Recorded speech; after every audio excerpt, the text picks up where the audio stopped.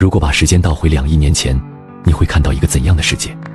为了知道答案，我用了40天，在一个玻璃缸里重建了一个微型的史前生态系统。这里会有植物，会有昆虫，还会有捕食者，甚至会经历干旱，以及一场来自天空的灾难。这一切从我手里的这枚小小的卵开始。它看起来普通的不能再普通，可它属于一种已经存活了2亿多年的古老生物——三眼恐龙虾。只需要1个月，它就能从一粒沙子大小长成现在的100倍。想知道这个世界会发生什么？一切要从第一天开始。我先用火山岩搭出陆地，再种下蕨类植物。这些植物的祖先曾经和恐龙生活在同一个时代。接着，我把三眼恐龙虾的卵埋进沙里。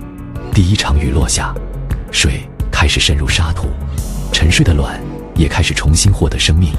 到了第3天，第一个三眼恐龙虾终于孵化。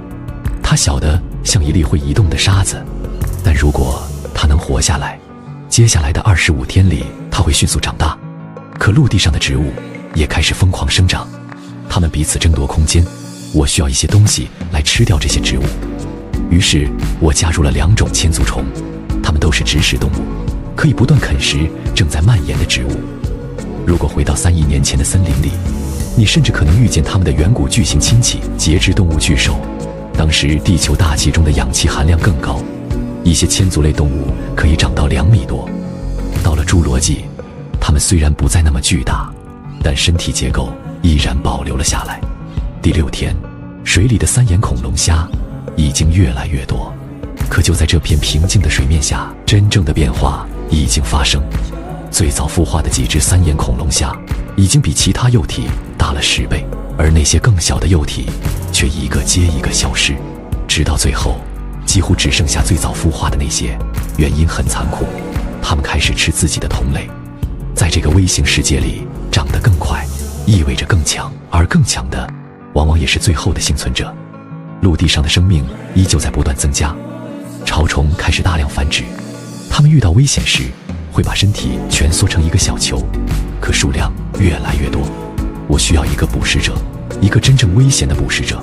于是帝王森林蝎进入了这个世界，它可以轻易捕食甲虫和潮虫。刚被放进去，它就进入了三眼恐龙虾活动的区域。一只三眼恐龙虾从藏身处游了出来，一点一点靠近蝎子的领地。只要再进一步，就可能死在那对巨大的螯肢下。但这一次，它逃过了一劫。蝎子随后爬上陆地，开始寻找自己的第一顿食物。一只潮虫发现了它，立刻把身体蜷成一个紧紧的小球。这种蝎子的视力很差，它们寻找猎物并不主要依靠眼睛。潮虫一动不动，蝎子最终从它身边走过。而在紫外线下，这只蝎子的身体会发出诡异的绿色荧光，这也是我唯一能找到它的办法。到了第18天，三眼恐龙虾已经长大了很多，它们开始不断探索水底。其中一只却把自己卡在了一个危险的位置。我以为它可能活不下来了，但几秒钟之后，它终于挣脱出来，重新回到了水里。第20天，池塘里出现了异常，一只三眼恐龙虾躺在水底，一动不动。我一开始以为它只是在休息，可过了一会儿，我发现它已经死了。在这么小的生态系统里，一具尸体并不只是尸体，它会迅速腐烂并释放大量物质，如果不及时处理，就可能造成氨含量突然升高，让整个池塘变得有毒。我必须马上把它取出来。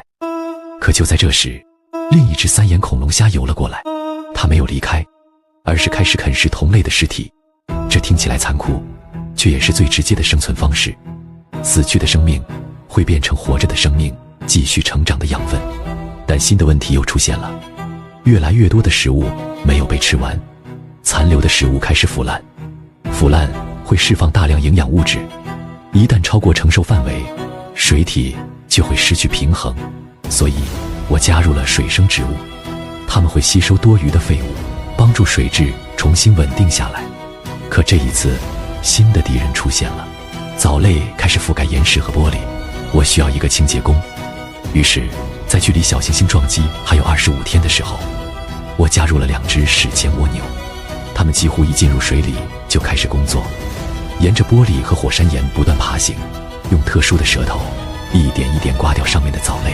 这个小小的生态系统终于开始接近平衡，可陆地上的昆虫数量又开始失控，它们不断进食，不断繁殖。我需要一个猎手，但这个猎手又不能把整个生态系统吃空。于是下一位捕食者登场了，幽灵螳螂。它看起来就像从远古化石里爬出来的一样。螳螂已经在地球上生存了1亿多年，它们的祖先曾经与恐龙生活在同一个时代。刚进入这个世界，它没有立刻捕食，而是在观察，一点一点检查周围的枝条和角落。很快，一只苍蝇靠近了，螳螂立刻停了下来，它没有追，也没有移动，只是静静地等待，因为它真正厉害的地方从来不是速度，而是伪装。它可以和周围的植物融为一体，直到猎物进入攻击范围。下一秒，2只带刺的前肢瞬间弹出，将猎物牢牢抓住。吃饱之后，它爬到高处的枝条上，在那里休息，等待下一次蜕皮。可随着一些昆虫自然死亡，陆地上又出现了腐烂的问题。在这么小的世界里，死亡不会自己消失，腐烂的尸体必须有人处理。所以我加入了新的清道夫，一只寄居蟹。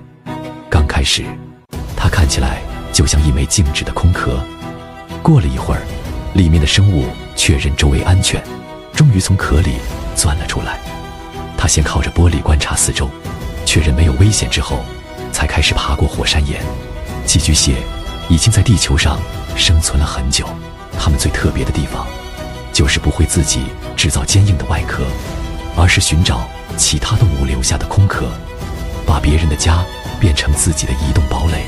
它很快开始进食，一边啃食植物，一边寻找地面上的残骸。可这个新成员显然让幽灵螳螂很不舒服，螳螂一直盯着它，寄居蟹也没有停下，它沿着火山岩一步一步朝螳螂靠近。螳螂没有逃，反而开始左右摆动身体。这种动作既能帮助它判断周围环境，也能让它看起来更像一片随风摇摆的枯叶。可寄居蟹没有被骗过，它用触角不断探测空气，寻找前方的气味。2个捕食者之间只差1次错误的动作，就可能爆发一场战斗。但最后，寄居蟹转身离开了，2只生物都活了下来。在远古时代，无数动物的外壳和骨骼沉入海底，经过漫长的时间，它们被保存成化石。而有些生命甚至没有等到变成石头，它们被困进了树枝。如果一只小小的螳螂落进粘稠的树枝里，无法逃脱，树枝最终凝固，就可能把它保存成琥珀。到了第35天，三眼恐龙虾依旧在不断成长，可池塘里的水正在越来越少，太阳每天都在蒸发水分，这个曾经充满生命的池塘正在一点点干涸。第38天，池塘几乎已经干了，可奇怪的是，生命反而变得更加忙碌。很多三眼恐龙虾已经带着卵，它们必须在水彻底消失之前找到适合产卵的地方。一只雌性三眼恐龙虾开始在沙地里挖出一个小小的巢穴，随后它从育卵囊中释放出一枚枚红色的小卵。完成产卵后，它又把这些卵重新埋进沙里。它们不会立刻孵化，而是等待下一场雨季，等待水重新回来。到了第40天，这个微型世界已经形成了自己的秩序，植物在生长，三眼恐龙虾在繁殖，捕食者控制着猎物，清道夫处理着死亡。每一个生命都在自己的位置上维持着整个生态系统。可就在这个时候，我做出了一个决定，把所有动物全部移出这个世界。因为第44天，真正的灾难即将从天空降临。一颗巨大的小行星撞向了这个微型世界，冲击带来的火焰和地震席卷了整个环境，空气变得滚烫，就像一座巨大的工业烤炉。可真正可怕的还在后面，大量灰尘和烟雾冲上天空，遮住了太阳，没有阳光，植物停止生长，食物链失去最基础的能量来源，漫长的寒冬开始降临。经充满生命的世界，开始一点一点失去生机，一个接一个生命消失。